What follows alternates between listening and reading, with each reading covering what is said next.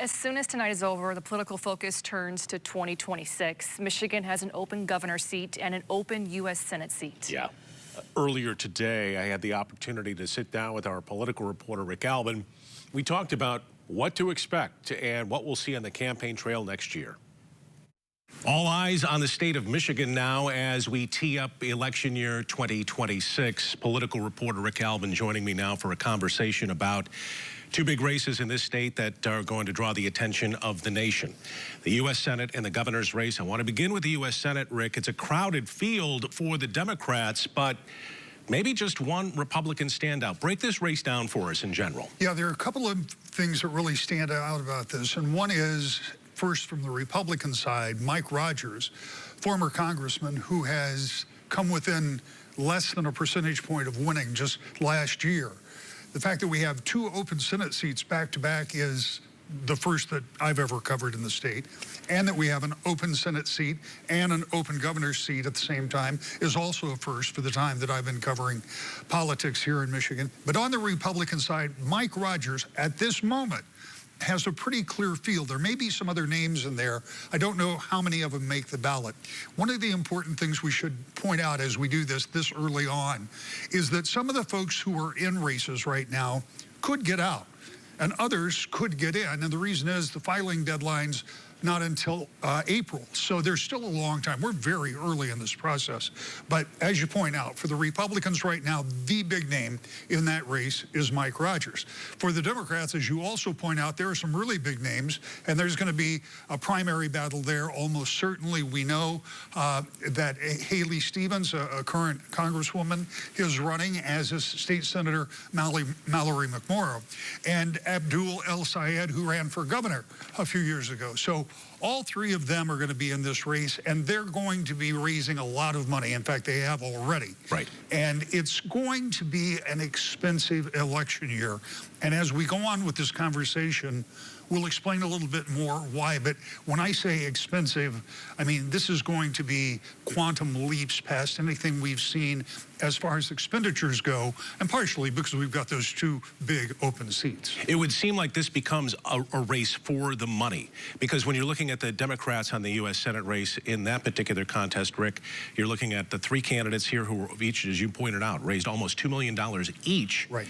That's outpacing Mike Rogers, but Mike Rogers basically is the only one running there. So they've got, the Democrats have a bigger hurdle there as far as just generating the income to be able to stay in the race. And Rogers proved in the last cycle that he has the ability to raise money, but part of his problem was, or as he identified to me a couple of weeks ago when he was on the show, is he said he didn't start early enough. And I think a lot of these candidates have taken a cue from Governor Gretchen Whitmer, who, remember, began her race for governor well more than a year before that race. And so we've seen these candidates do it starting in January, starting to announce for a November of the following year election. So that gets them out there early. People get to talk to them early. They go to the donor class early, try to wrap up some of those dollars. And in the case of Rogers, he can kind of take his time, at least for now, because he doesn't have that primary challenge. And let me tell you, that's huge, because if you save that money that you would have spent in the primary, and if you don't get dinged up by the other candidates in your party, you've saved yourself a lot of grief, a lot of time, but mostly a lot of money. Yeah, a lot of aspirin, perhaps, that's too. Right. This is definitely a race that the Republican National Party has circled, perhaps even being closely watched by the White House. Yeah, I think that's exactly right, because, again, Rogers came so close against a strong Democratic candidate just last year. And I think that the White House is counting heavily on President Trump playing some part in some of these big races. And they're still looking back at the presidential election and those results and saying, look, we won this swing state. Well, we won all the swing states. And so as they look back at that, they want to try to keep that momentum going. But let's talk about what is kind of the historical norm, and that is the party in power in the White House does not fare well in that midterm election. They want to change that script. And you and I were talking just before we began, and I think it's worth noting that some of the old convention when it comes to thinking about what goes on in politics, what tonight's elections might mean for next year, or what that midterm looks like based on the old norms, may carry over, but it may not, because politics has changed a lot in the last 10 years. And some of the things that we used to take to the bank are now things that we're a little afraid to write checks on. Yeah, there is no new normal, or maybe it's always a new normal right, here yeah, maybe in the world of politics. All right, let's get to the main event. Obviously, the governor's race here in Michigan. The governor's office in this state has kind of gone back and forth over the last 4 decades, and certainly the state doesn't show any particular loyalty. It's about as purple as it can get, right? Yeah, I think the last time that a party succeeded itself was when Romney resigned to go to HUD and then Milliken became governor. And so that wasn't just by default. Yeah, that was not even an election. And so it's switched every time since then. And again, that's not a prediction that will yet, but that is one of the norms that we look at and think about. And we also know that Michigan voters appear to, at least when it comes to the governor's race, not so much when it comes to the U.S. Senate race, but when it comes to the governor's race, they seem to get a little party fatigue. And so it switches every 8 years. And so here we're at that inflection point. We will have had 8 years of Democratic control in the governor's race. And these fields are big, and again, they're raising money. I'm going to start this time with the Democrats. And the reason I'm going to start with the Democrats is because I think that when you look at the bench the Democrats have, it's both a real bench of riches, if you will, because you've got big names with people with experience and people who are known, but it's also one Lieutenant of the Governor, that's Secretary of State. Right. I mean, some big hitters and so those are the kind of big names you have. But then the problem as a party is some of those people are not going to win. And so you've got this strong bench, but some of it's going to be deteriorated a little bit after the primary. So it's Jocelyn Benson, Secretary of State, Garland Gilchrist, Lieutenant Governor, and then Chris Swanson, who is the sheriff of Genesee County. And I mention his name because even though he doesn't have a great deal of statewide recognition, he came out of the gate strong and has been out, and you see him in a lot of different places. Now, I don't know if that matches the name ID of the other candidates, and I don't know if he'll have the ability to raise the same kind of money, but he may be an interesting force in that race. And I should point out, there are other Democrats who say that they're going to run, and they may will. Same when we get to the Republicans. There are other names that I won't be talking about. I'm just kind of talking about the people who we know. Sure.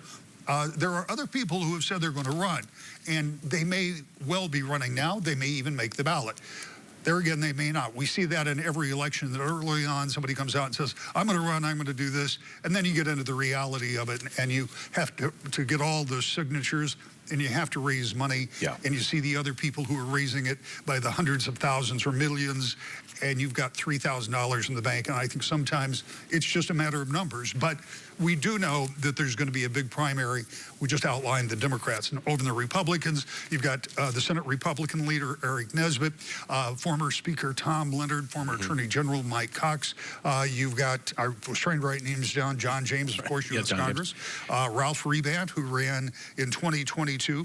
And there are others that have already announced, and some that even participated in a debate. And as the election gets closer, and as that filing deadline gets closer, I'll start looking more closely at those campaigns, because there is always that possibility of that breakout person. And I'll give you an example.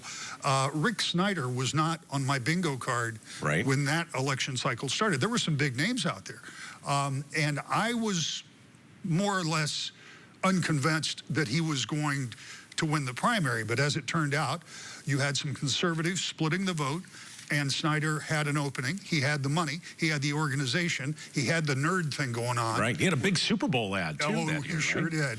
And he served, for 8 years. And so it's not always that person that is the best known, because you can certainly make the case he was not the best known going into that race. And then you've got the elephant in the room. He's going to be out of a job because the election is tonight. Mike Duggan, the mayor of Detroit, is running as an independent. And when I say he's running, he's running. He's got Billboards. We've seen the advertise. Yeah, he's maybe the first out of the gate with ads. Absolutely, he is. And again, he has that same advantage we talked about when we talked about Mike Rogers. He doesn't have a primary. He doesn't. He has got a completely clear field. He can go out and talk and do whatever he wants to, wherever he wants to, whenever he wants to, and there's nobody to challenge him out there. There was even a consideration of moving up the primary. When we were at the Republican convention, it was kind of floated as an idea that went away pretty quickly, but to give Republicans and Democrats a chance to get their candidates set, so Duggan didn't have all of that space to himself. But until August, he's running completely by himself because the other folks are going to have to win their primaries, and they don't really have time to start going after him just yet. Don't sleep on Mike Duggan. I guess that's what you're saying in this particular race. And I'll tell you why.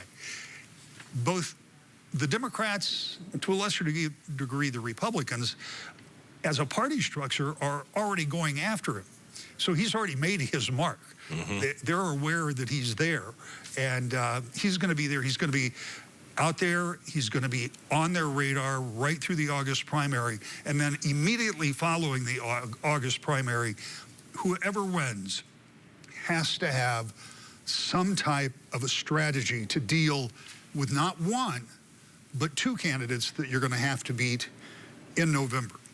Does Duggan get invited to any debate that might happen, or is he kind of odd man out there? Well, I can only speak for our debates, and ours are based on a number of different factors, and any of the folks that make the general election ballot primarily would meet most of them, except, pardon me, polling.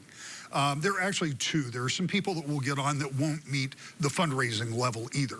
But, pardon me, the primary thing is polling, and you have to be above a certain percentage. I'm not going to get into all the details of the criteria for our debates, but as it is right now, there's no question in my mind that he will rise to the level of being invited to our gubernatorial debate. Another big question out there, Rick, is Governor Whitmer, and a couple of the candidates have been pressed about seeking her endorsement or whether or not she would be endorsed, endorsing particularly Jocelyn Benson, who has always been presented as part of that trifecta between herself, the Attorney General, and the governor. No endorsement yet from the governor. Do you see her endorsing at all? I think it depends a little bit on how this all plays out. As we get through the fall and we get into winter, next spring, when we get closer and closer to that filing deadline, what does the governor think is the best route to get a Democrat elected to the governor's office in Michigan? I mean, yes, I think she and Jocelyn Benson have been a lot of places together, and they've showed a united front on a lot of things. But she's worked hand in hand with Garland Gilchrist from day one. So now, who am I going to endorse? You or Sue Shaw? I mean, if I people I would hate to put you on the spot like that. But I mean, that's the same kind of question for her. So, will she endorse? If it comes down to making that difference, if it's something in the race that she's uncomfortable with, or some way that she thinks she can put her thumb on the scale to give Democrats a better chance in the fall, maybe. I think if she could avoid it in the primary, she'll endorse whoever wins the primary, of course. But before the primary, I think that's kind of a delicate balance for her. Sure. And only she could tell you, and she won't. So. And speaking of Whitmer, just today in New York Magazine, there she is front and center in the middle of speculation about running in 28 for president. Right. Well, now we're really getting ahead of ourselves, but we are. She's leaving that on the table. She never just pushes that away. I have asked her about it for the last 3 years, and I can tell you what her face is going to do the minute I ask the question. Her eyes roll a little bit, and she looks off to the right, and then she's like, "Rick, as I've told you," and she continues to say, relatively stridently, that she is. Certainly before the last cycle, she was not interested in running. And she said not long ago that she wants to be a part of it, but she doesn't necessarily need to be the person. Here's the thing. If she looks at the lay of the land and has an opportunity to run for president of the United States and the opportunity to get the Democratic nomination for president of the United States, I would be shocked. Right. If she doesn't do it. Options always depend on your choices, I That's suppose. right. All right. Rick, you also mentioned it's just a big election overall in 26. All of the activity, of course, that is getting the national attention. But as you were pointing out before we came on the air here, all of the state house races, state Senate races, the money that's going to be spent. A lot of politicians who we're familiar with that will be going up against each other. Yeah, and those are going to be some of the matchups that we're looking at. And I'm not going to go into all of them right now because those are still developing. And some that I've heard of, if they develop, I mean, we're going to have some really big state Senate races right here in our backyard. And when I say big, they're going to be people that you know. They're going to be people that maybe have been voted for in a number of circumstances, and maybe you're going to be putting people together and really making a tough choice for some voters. But there is going to be so much money spent on those kind of state Senate seats, even state House seats, where you're going to have some folks that are term limited, or maybe you're going to have some folks who are trying to come back because term limits have changed. Yeah. And I think that just the sheer number, 110 in the state House, all up for election, 38 in the state Senate, all up for election, 13 U.S. House seats, all up for election. And I mean, none of this is cheap. So this will be, by head and shoulders, the most expensive election cycle we've ever seen. But to put that in perspective, each successive election cycle is the most expensive we've ever seen. You know, if you go 4 year to 4 year. So, but this was going to be massive. Michigan is really going to be, and I know we've talked about this from time to time, but in a very real sense, I think Michigan is going to be a focal point for the national media. I think that these races for Senate and governor, because they're both open seats, because President Biden won here in 2020, President Trump won here in 24, I think that we're looking at a real battleground, and I think that there will be many people, pundits, reporters, and others, that will come to Michigan, look at Michigan, study Michigan, and as Michigan goes the country, well, I don't know about that. But I think there'll be those people who try to make the case that Michigan is the microcosm. This is what we need to watch because they've got all of the components, and they're a purple state, and you can't really ever count them in or out because the voters will make up their minds as they do. And again, early in-person voting, no reason absentee, all of the changes make that old conventional wisdom a little hard to rely on. If you're not a fan of political advertising or sensitive to it, buckle up. There's going to be a lot of attention on the state. Newscasts will get shorter.